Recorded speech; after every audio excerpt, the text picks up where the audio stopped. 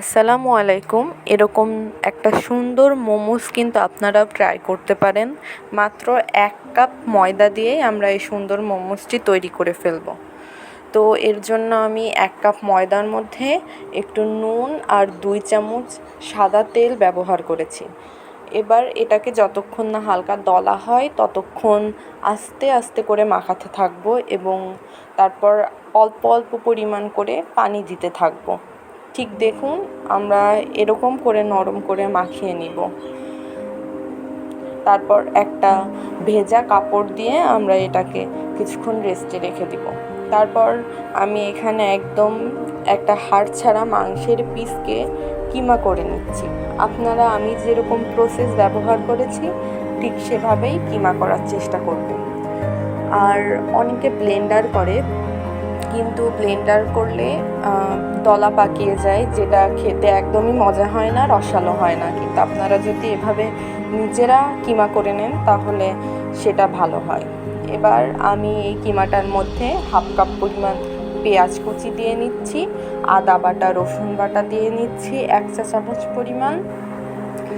তারপর আমি এখানে 2টা কাঁচামরিচ ব্যবহার করেছি, 2টা কাঁচামরিচই যথেষ্ট হবে। তারপর আমি ধনের যে শাঁসটা থাকে সেটা ব্যবহার করেছি, লবণ, তারপর একটু গোলমরিচের গুঁড়ো, শুকনো লঙ্কা ব্যবহার করেছি, তারপর অরিগ্যানোটা ব্যবহার করেছি। এটা দিলে খুবই সুন্দর একটা স্মেল আসে, এটা আপনারা অবশ্যই ব্যবহার করবেন। তারপর আমি এখানে 1 চামচ পরিমাণ সয়া সস ব্যবহার করেছি, স্বাদের জন্য একটু চিনি ব্যবহার করেছি, আর আমি এর মধ্যে 2 চামচ পরিমাণ সাদা তেল ব্যবহার করেছি। এবার এটাকে ভালোভাবে মিক্সড করে নিব। এরপর আসবে আমাদের মোমোসের যে ডোটা, সেটাকে আমি লম্বা করে ছোট ছোট করে কেটে নিয়েছি। এটা কিন্তু অনেকটাই ছোট লুচি শেপে গোল গোল করে নিতে হবে, তাহলে মোমোর শেপটা খুবই সুন্দর হয়। আপনাদেরকে আমি দেখিয়ে দিচ্ছি যে কতটুকু পরিমাণ পাতলা করবেন।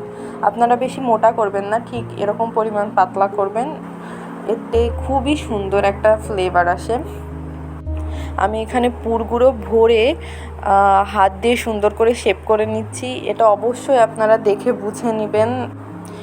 বোঝার সুবিধার জন্য আপনাদেরকে আমি আরও একটা মোমোস বানিয়ে দেখাচ্ছি। আপনারা কিন্তু 1 কাপ ময়দা দিয়ে 15টি মোমোস তৈরি করতে পারবেন।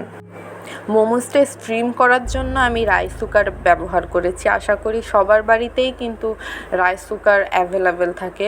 আমি রাইস কুকারের যে জালিটা দেওয়া থাকে ওটার মধ্যে তেল ব্রাশ করে নিয়েছিলাম। আপনারা অবশ্যই তেল ব্রাশ করবেন। তেল ব্রাশ না করলে কিন্তু আপনার মোমোসটা এঁটে যায়, পরে তোলা যায় না।